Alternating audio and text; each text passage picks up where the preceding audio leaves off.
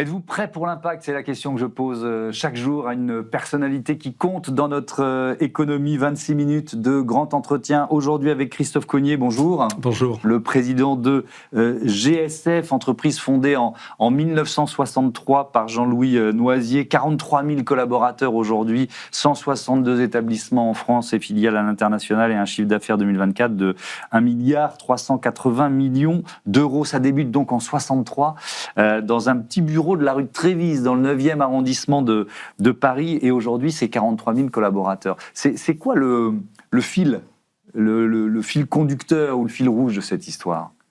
C'est une vision, c'est une volonté, effectivement, d'un entrepreneur à l'époque qui a 27 ans, constate que les entreprises externalisent de plus en plus ces métiers de service, en particulier la propreté, qu'il n'y a pas de réponse approprié finalement à ces nouveaux enjeux, et fort de cette vision, de ce qu'il constate, il va conceptualiser une entreprise avec des principes qui sont toujours en action aujourd'hui, c'est-à-dire si on veut apporter un service de qualité au quotidien, puisque notre prestation, bien évidemment, est au quotidien, elle n'est pas toujours très visible, mais elle est fondamentale. L'hygiène, la propreté, c'est quand même... On l'a vu en particulier au moment du Covid, on l'a mis en exergue. C'est quelque chose de fondamental. C'est un besoin des entreprises du quotidien. Et ça passe par l'engagement des équipes. Et le fait de capter certainement les meilleures compétences dans ces métiers, mieux les rémunérer, mieux les former, mieux les équiper, investir toujours davantage et avoir une vision de long terme. Et fort de ce concept, l'entreprise est devenue ce qu'elle est aujourd'hui, uniquement en croissance organique, ce qui est un cas unique dans notre profession. Il n'y a pas eu de croissance externe, il n'y a pas eu de croissance externe, si ce n'est à l'international où nous sommes présents aujourd'hui également. Mais pour la France, non. Ce développement s'est fait uniquement par la confiance des clients que nous avons gagnés au fil de l'eau et la confiance des collaborateurs. Et puis, l'histoire, c'est cette saga GSF, finalement, s'est déroulée pendant plus de 60 ans sur cette constante. En gardant cette ligne. Donc, la rubrique s'appelle « Prêt pour l'impact ». Ce mot « impact », quel sens il prend pour vous? Quelle place il tient dans l'entreprise? Notre entreprise, qui travaille par définition chez nos clients, là où la propreté est un enjeu stratégique, un enjeu d'image, mais aussi un enjeu de fonctionnement. Nous sommes leaders dans le milieu agroalimentaire, dans le milieu pharmaceutique, dans beaucoup de domaines, comme je le dis, où l'enjeu de propreté, d'hygiène est fondamental. L'impact, il est déjà là. Il est déjà de pouvoir continuer à faire fonctionner, apporter une qualité de service, de prestation qui permet à nos entreprises et clientes au quotidien de délivrer leurs propres prestations, quand on est dans leur propre production. La question de l'hygiène et de la propreté, elle est majeure. Sinon, elle est fondamentale. Les chaînes s'arrêtent, quoi. Exactement. Donc, notre premier impact, il est là. Mais pour y parvenir, il y a aussi l'impact que nous sommes en tant qu'employeurs de grande dimension, 44 000, maintenant plus de 50 000 avec l'acquisition que nous venons de réaliser dans le domaine de l'accueil aux entreprises.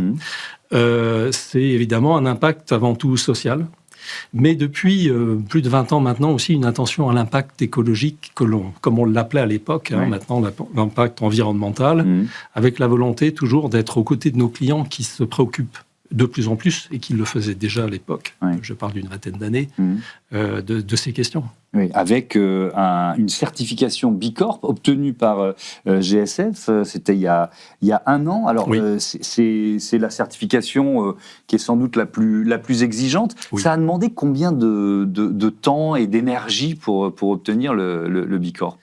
Alors, si vous démarrez avec peu de ressources, j'ai peu d'expérience, c'est très difficile. En fait, c'est l'aboutissement d'une démarche, d'une forme de maturité dans ce domaine. Vous aviez pris de l'avance en quelque sorte, on pourrait dire ça comme ça. Nous étions prêts parce que, effectivement, certifier une entreprise, non seulement en France, mais à l'international, avec ce label, ça veut dire qu'il faut déjà avoir des équipes qui sont à maturité. Et le véritable enjeu, pour nous, c'est de faire que cette conscience sur l'impact que nous avons, elle doit être au plus près du terrain. Vous voyez, c'est pas simplement un concept au niveau d'une direction, d'une gouvernance d'entreprise, mais faire en sorte que chaque collaborateur ait conscience, dans son rôle, dans sa mission, de la manière dont il peut agir pour réduire l'impact environnemental, avoir les bons comportements en termes de management, etc. C'est des sujets très centraux dans notre société aujourd'hui. Sur la partie environnementale du label, alors, dans les métiers qui sont les vôtres, sur quel levier il faut agir pour obtenir un tel label et une certification à un niveau le plus élevé possible? Alors, démontrer qu'on est dans une volonté constante, dans une démarche qui est structurée, qui est construite et qui implique, comme je viens de l'évoquer, toutes les parties prenantes. Mais ça veut dire des choix de produits. Si on essaye d'être très précis et un peu concret sur les choix que vous aviez déjà faits et que vous avez accentués, peut-être. Absolument. Ça passe par le fait d'utiliser le moins d'eau possible. En particulier, on évoquait le secteur agroalimentaire où l'eau est nécessaire pour le nettoyage. Trouver des process, trouver les techniques qui permettent, avec nos clients, non seulement d'utiliser moins d'eau, mais parfois de réutiliser l'eau.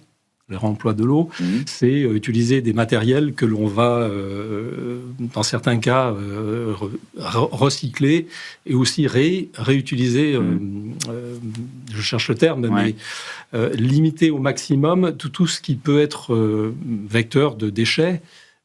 Et d'ailleurs, ça va assez loin parce que nous accompagnons nos clients, on parle de la propreté qui est le métier historique de GSF, mais dans le domaine des services que nous apportons à nos clients, nous avons aussi une action en termes de gestion déléguée des déchets sur site. C'est-à-dire que nos clients sont souvent un peu démunis pour savoir comment limiter le nombre de déchets, faire un tri en amont qui soit le meilleur possible. Je parle dans l'industrie, dans l'industrie pharmaceutique également. Pour que ces déchets deviennent aussi des ressources, parce que c'est cet enjeu-là. Exactement, il y a un enjeu économique, il y a un enjeu d'efficacité, et puis une réglementation qui devient de plus en plus contraignante pour nos clients. Et comme nous sommes présents, je dirais 24 sur 24, 7 sur 7 sur les sites de nos clients, eh bien nous avons des équipes qui sont et des ingénieurs qui les accompagnent, qui les amènent à pouvoir optimiser la gestion de ces déchets, le pilotage le tri, la diminution des volumes. Donc, c'est un exemple, effectivement, de... Alors, ce que je comprends bien, c'est que ça vient de vous et de vos clients. C'est-à-dire que c'est deux pressions qui se rejoignent, parce que ça peut être ça. Pour obtenir un marché, GSM, vous avez peut-être aussi besoin de montrer le fait d'être Bicorp, ça va peut-être vous ouvrir d'autres marchés. Est-ce que vous le vivez aussi comme ça ? Oui, on travaille avec 34 entreprises du CAC 40.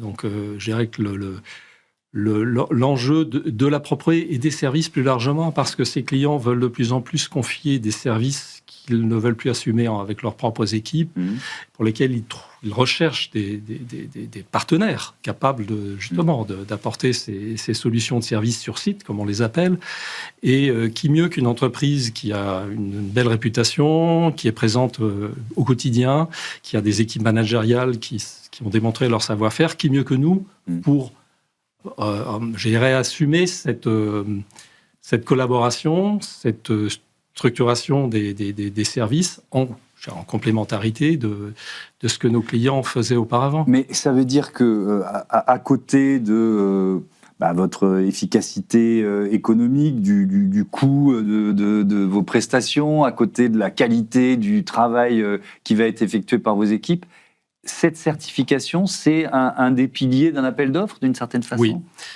Alors oui, cette certification, le fait qu'on ait une évaluation EcoVadis, qui est une agence de notation sur les sujets RSE, qui est très très observée, très analysée par nos propres clients. Et que là, vous avez depuis beaucoup plus longtemps. Effectivement, sur lesquels on continue à essayer de progresser, de démontrer tout ce que nous faisons dans le domaine social, environnemental et en termes de gouvernance. Et Bicorp, quelque part, la certification Bicorp vient amener une dimension supplémentaire. J'insiste, c'est de plus en plus observé par tous les clients qui sont attentifs à leur propre réputation, au choix des prestataires qu'ils emploient. Ils nous confient les clés de leur maison. Et à ce titre-là, le niveau de confiance qui doit être établi est important. Alors, je vais vous citer, vous êtes rentré chez GSF, je crois que vous aviez à peine 30 ans, c'est ça ? Tout juste 30 ans. Et alors, on vous avait dit, vous aviez cette idée en tête, on disait qu'intégrer GFF, c'était un peu comme entrer en religion. Ça s'est confirmé d'une certaine façon ? C'est une belle religion.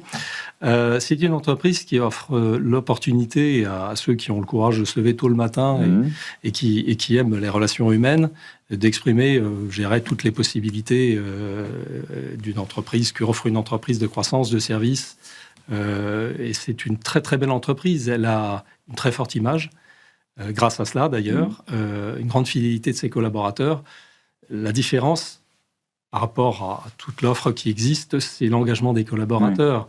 Et je suis un des exemples nombreux de cette entreprise qui a permis à beaucoup de talents de s'épanouir et d'évoluer. Mais alors, si GSF c'est une religion, vous êtes devenu pape. D'une certaine manière, oui, et j'en suis fier. Oui, effectivement, c'est une belle trajectoire. Sur cette dimension humaine, sur la façon dont vous avez décidé de manager une entreprise comme GSF, quel choix vous faites? C'est quoi votre philosophie de manager? L'attention aux autres, le respect, fondamental. Proximité, être là où nous sommes attendus. Donc, c'est des choses assez simples, mais qui doivent être démontrées tous les jours. L'exemplarité est fondamentale. Et j'ai eu aussi, à titre de mentor, le fondateur de l'entreprise pendant de nombreuses années, qui m'a, comme il l'a fait avec toute une génération de managers, montré l'exemple. Vous disiez, il y a quelques années, nous atteindrons le milliard d'euros de chiffre d'affaires sans perdre notre âme. Bon, vous l'avez largement dépassé, le milliard d'euros aujourd'hui. C'est une question que je trouve très intéressante parce que c'est difficile de grandir à ce point sans renier les principes d'origine. Ça suppose quoi? Une attention quotidienne, j'allais dire pression managériale, positivement, c'est-à-dire de la part du fondateur Jean-Louis Noisier, puis de votre part aussi? De l'exemplarité, je le répète, un modèle auquel on est très attaché. Quand on a des filiales à l'étranger, c'est plus compliqué, forcément. Évidemment, et c'est la qualité de la relation que vous avez avec les équipes, le choix des personnes à qui vous confiez finalement les clés de la maison, là aussi à l'international, et puis un rapport de confiance que vous établissez. Et je répète, un modèle qui est basé sur, de par notre je dirais, position dans le paysage économique, qui suppose de l'autonomie, de la responsabilisation, de la confiance, je le répète. Et c'est tout ce travail que nous faisons de compagnonnage, de formation tout au long. On investit énormément, près de 4% de notre chiffre d'affaires est investi dans la formation à tous les niveaux. Et la promotion interne est également un exemple vivant de ce que nous apportons à des personnes qui sont prêtes à s'engager et qui nous font confiance. Ce sont des métiers qui ne sont pas forcément reconnus, qui sont même parfois stigmatisés. Comment vous luttez contre cet a priori négatif? C'est un métier fabuleux quand on a les moyens de l'exécuter correctement, quand on a une vision de long terme et quand on s'appuie sur ce que je viens d'évoquer, sur la qualité des relations humaines, la confiance que vous avez accordée des clients. Très sincèrement, j'ai à l'esprit beaucoup de trajectoires formidables de collaborateurs qui, de tous horizons, et ça c'est aussi une vraie richesse dans ce métier, à qui on donne la possibilité de grandir, de s'épanouir professionnellement dans un environnement, oui, qui est exigeant, c'est vrai, mais qui est aussi récompense ceux qui ont la capacité à se projeter dans cette activité. Mais est-ce que ça signifie que vous avez eu, ou encore aujourd'hui, des difficultés de recrutement parfois? Oui, comme dans tous les métiers, peut-être. Il y a plein de secteurs qui sont concernés. Absolument, mais bon. C'est vrai qu'il y a un sujet d'attractivité, mais aujourd'hui, on bénéficie, GSF, vu sa taille, son histoire, bénéficie d'une réputation solide. C'est un repère, c'est une marque aujourd'hui dans la profession, en tout cas dans ses activités de service aux entreprises, et ça nous permet d'attirer à nous les meilleurs talents. On les recrute en général assez jeunes, on les forme, on les accompagne, on leur promet aussi potentiellement une belle carrière, et ça marche.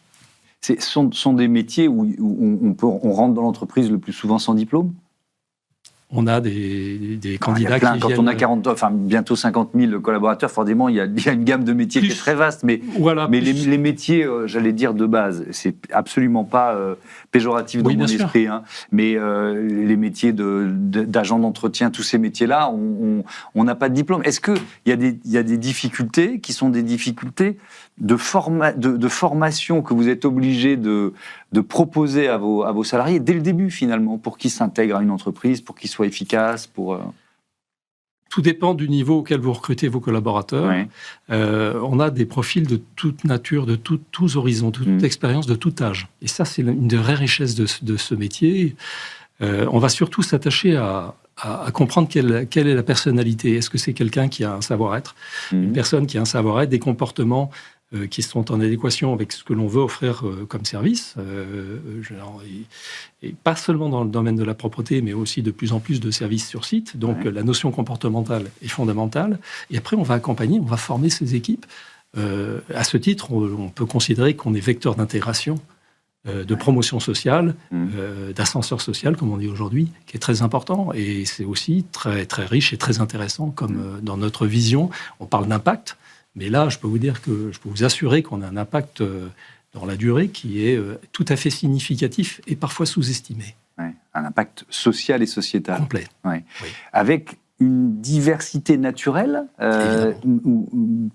justement parce que vous... Mais est-ce que c'est vrai, par exemple, pour les questions de genre? Est-ce qu'il y a autant d'hommes que de femmes? Est-ce que vous devez intégrer ces objectifs-là? Ou est-ce que finalement, la diversité de recrutement fait que c'est pas un souci, c'est pas une question chez GSF? C'est pas une question, ça se fait assez naturellement parce qu'on a autant que de femmes, je veux dire, à différents postes, peut-être pas encore suffisamment à des postes à haute responsabilité, et on y travaille, bien évidemment, ça fait partie des sujets, parce qu'historiquement, c'est un métier plus masculin. Mais c'est pas, je dirais que c'est pas, on est attentif surtout à ce que nos managers aient les bons comportements, 145 nationalités parmi nos collaborateurs, tous horizons, je le répète, mais ce n'est pas un sujet à partir du moment où vous avez les bons comportements. Et vous formez vos équipes à avoir les bons comportements, et vous voyez au contraire qu'on arrive à obtenir de nos équipes un engagement. Moi, j'en suis toujours stupéfait, je dirais, de voir à quel point, quand vous apportez l'attention, les moyens, la formation, vous avez en réponse à cela beaucoup de très belles choses.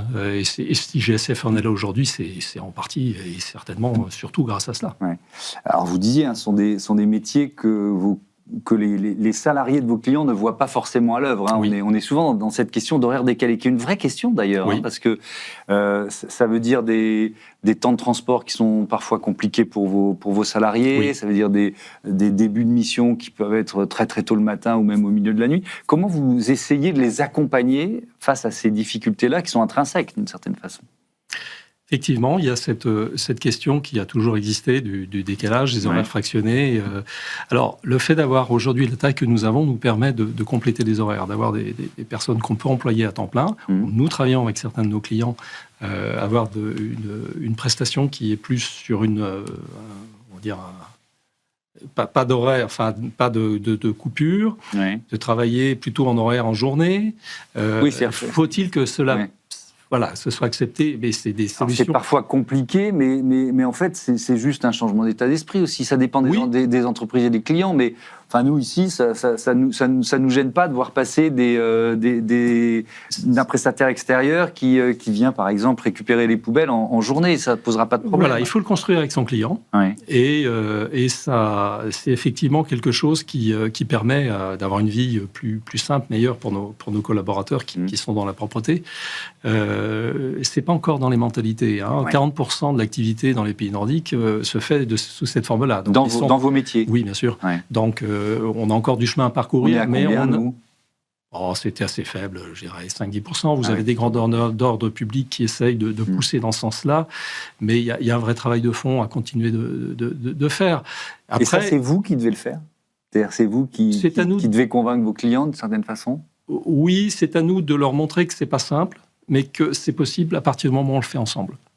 Voilà. Et c'est pour le bien-être de tous.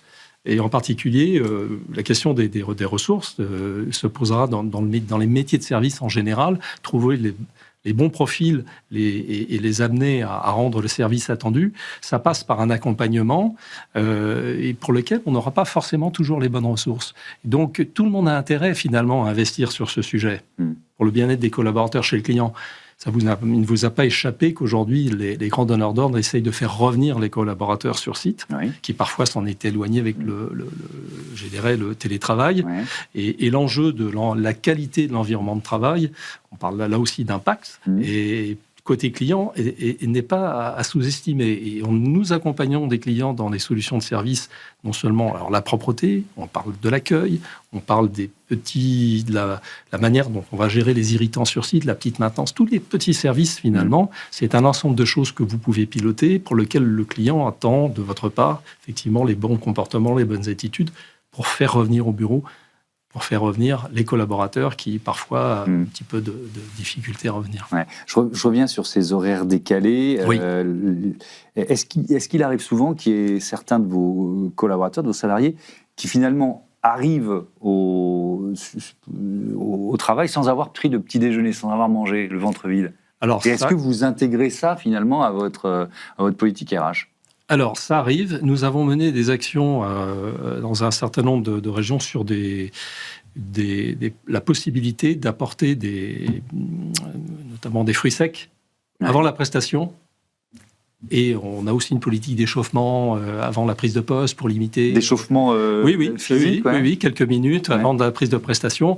On travaille sur tous ces sujets-là pour qu'effectivement nos collaborateurs puissent travailler dans de meilleures conditions quand ils n'ont pas la possibilité, effectivement, de le faire autrement. Mais le complément alimentaire, oui, je sais qu'on l'a développé. D'ailleurs, on avait été récompensé pour cette initiative à l'époque par l'IDEX, qui est l'association des responsables de services généraux. Donc, tout ce qui peut permettre, effectivement, à nos collaborateurs de se sentir bien dans ce qu'ils font, on se doit d'y être attentif, effectivement. Alors, intuitivement, je me dis, vous n'êtes pas concerné par le développement de l'intelligence artificielle. Enfin voilà, c'est des métiers de service. Est-ce que malgré tout, vous intégrez l'IA dans un certain nombre de processus de fonctionnement de GSF? On ne pourra pas échapper à l'usage de l'IA. Le tout, c'est de bien l'utiliser. On commence aujourd'hui, on est également leader dans le nettoyage des aéroports, donc il y a une question de gestion des flux, de mettre les bonnes personnes au bon endroit en fonction des aléas qu'on peut imaginer. Dans cette activité, c'est un exemple, il y en a d'autres, où l'intelligence artificielle permet d'optimiser, d'améliorer l'efficacité de nos ressources, de la gestion, et puis dans tout le back-office, oui, l'intelligence artificielle va nous permettre de gagner en productivité pour mettre plus de moyens là où il faut les mettre. Est-ce que ça transforme les métiers ou est-ce que ça en supprime certains? Non, ça n'en supprime pas. Parce qu'il y a des secteurs où ça... Oui, certainement, mais non, dans des métiers qui sont des métiers de service et des métiers manuels, c'est plus je le vois plus comme une injonction, comme un complément à l'efficacité des services, mais le besoin de service ne va pas disparaître. Il est important, il est même de plus en plus attendu dans beaucoup d'endroits, dans beaucoup d'environnements, et c'est d'ailleurs pour ça qu'on est assez optimiste pour l'avenir de nos métiers de service en entreprise. Vous n'imaginez pas des robots intelligents remplacer vos salariés? Il y a des endroits où c'est possible, mais ce n'est pas une tendance majeure d'un secteur comme le vôtre? La robotique, pour l'instant, ou la cobotique, c'est plus quelque chose qui est anecdotique à ce stade. Il est clair que dans quelques années, il faudra davantage intégrer. On le voit chez Amazon, on le voit dans beaucoup d'endroits où il y a des tâches répétitives. Le robot commence à être de plus en plus présent. Dans notre activité, qui encore une fois de service, on ne remplace pas l'intelligence humaine et la sensibilité, les gestes qui font la différence, c'est un peu notre motto. Et on va plus travailler à former l'humain, à lui donner les moyens de s'appuyer sur les outils. Et GSF a toujours été en avance sur ces sujets-là. Donc, nous, notre enjeu, c'est de continuer à rester en avance et de faire que l'union où la complémentarité entre l'homme et la machine soit la plus efficace possible pour le bénéfice des clients. Vous disiez tout à l'heure, on est maintenant quasiment 50 000 collaborateurs, parce qu'il vient d'y avoir une acquisition, c'est ça? Alors, pour la première fois, nous venons de faire une acquisition, non pas sur notre activité historique, la propreté, mais bien pour compléter ce que nous apportons d'ores et déjà dans le domaine des services, sur un métier qui est très particulier. C'est un métier de niche, mais qui demande là aussi une véritable expertise, qui est le métier de l'accueil et de l'événementiel en entreprise. Voilà. Et nous avons fait l'acquisition du leader en France, Groupe Itac, plus connu par son nom commercial qui est Pénélope, l'agence Pénélope. Et il y a une vraie complémentarité entre ce que nous faisons déjà chez nos clients, les uns et les autres, et puis une offre de services plus complète. L'accueil, c'est stratégique. la propreté, on vient de le voir également, et tous les métiers connexes qui peuvent venir autour de cela. C'est une offre que l'on est en train de combiner. On se connaissait déjà, bien sûr, depuis un certain temps. Vous aviez déjà travaillé ensemble On travaillait en collaboration chez un certain nombre de clients, et assez naturellement, cette convergence a beaucoup de sens. En tout cas, elle intéresse beaucoup nos clients. Merci beaucoup, Christophe Cognier, et à bientôt sur Be Smart for Change. On passe tout de suite à notre rubrique Startup et Innovation.